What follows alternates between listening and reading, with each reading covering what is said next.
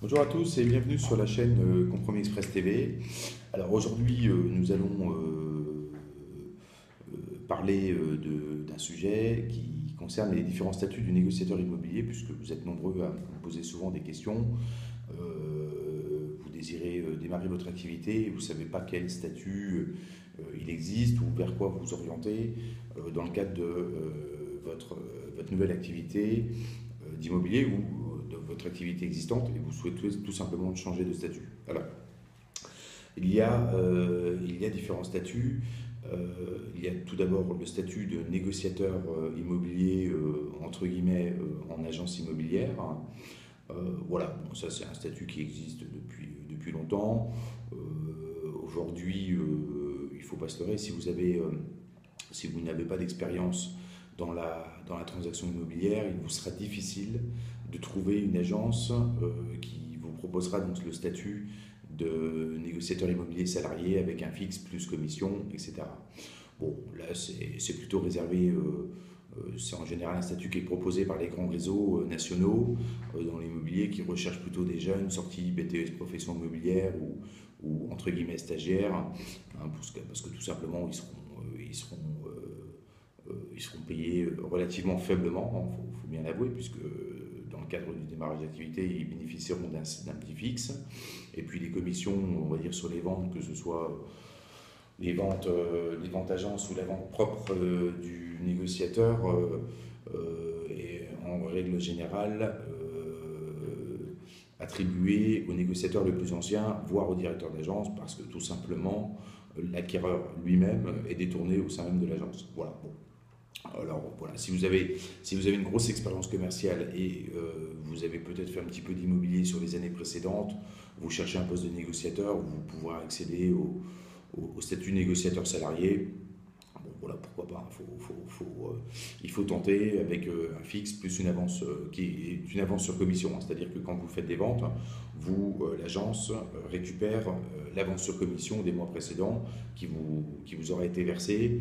Euh, voilà, donc bon, après il faut faire un calcul en fonction du niveau de commission que vous aurez, mais voilà, ça va pas les chercher bien loin, il faudra être actif en tous les cas et vendre rapidement pour pouvoir absorber les, les commissions par les commissions, donc les fixes que vous aurez eu au préalable les mois précédents ou les semaines précédentes. Voilà. Alors, enfin, quoi qu'il arrive, de toute façon, si vous êtes dans un changement de métier, avec un certain âge, hein, on va dire au-delà de 30 ans, si vous souhaitez trouver un poste de salarié, ça restera quand même difficile.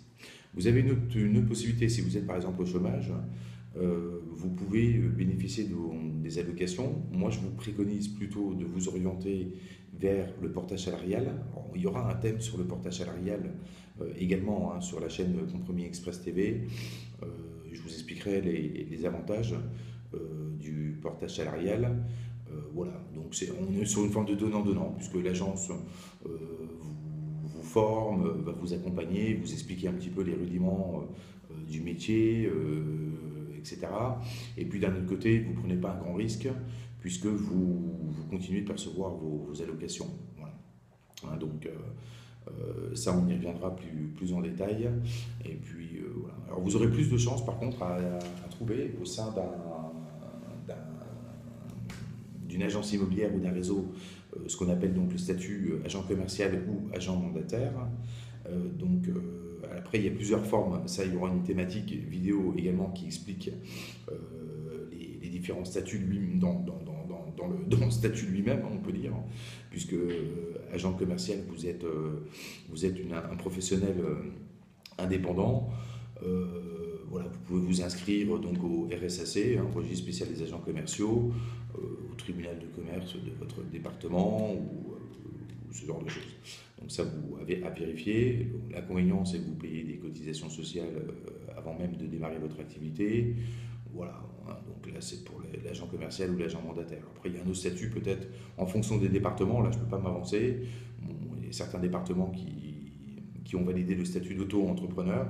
Donc là, c'est pas mal puisque vous percevez vos commissions sur les ventes et puis vous reversez aux environs 20 ou 25% sur le chiffre d'affaires net hors taxe que vous rentrez puisque vous n'êtes pas assujetti à la TVA. Pour démarrer, c'est bien, c'est une inscription qui est facile, vous la faites directement en ligne, vous avez un numéro de SIRET, et puis vous pouvez démarrer votre activité via le contrat de collaboration commerciale que vous avez avec l'agence ou le réseau mandataire.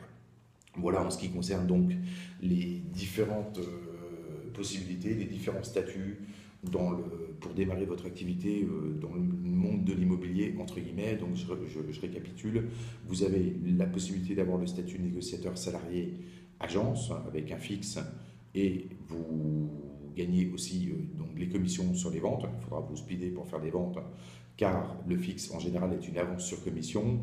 Donc voilà, après il y a un calcul. Je ne vais pas rendre négatif les choses, ça peut être intéressant aussi.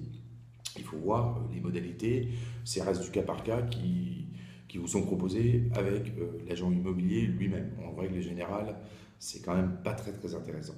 Bon, le portage salarial, bon, là c'est pareil, il faut adhérer à une société de portage qui est bien sûr en possession de la carte professionnelle d'agent immobilier, sinon ça ne fonctionne pas. Ça, c'est souvent la question qu'on me pose.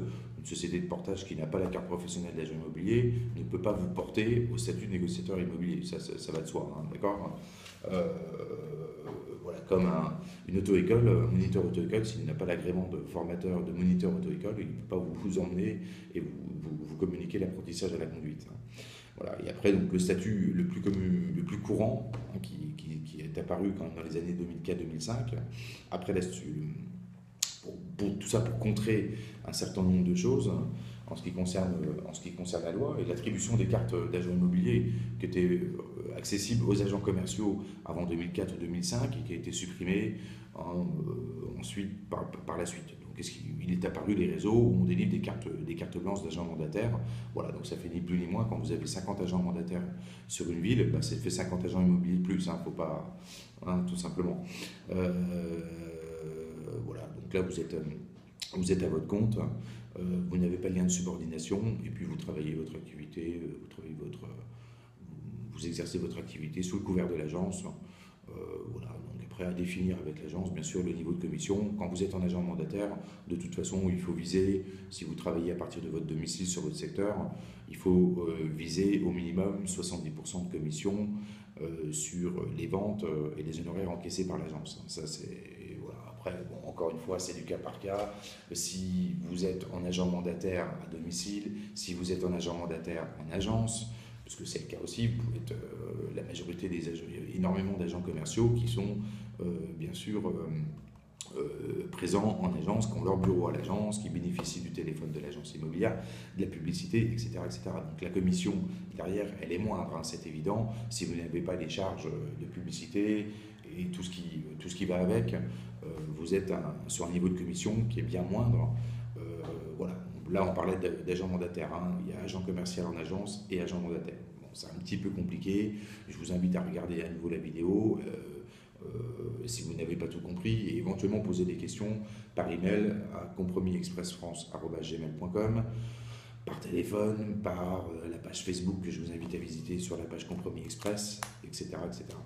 Voilà, donc là, on a vu les différents statuts du négociateur.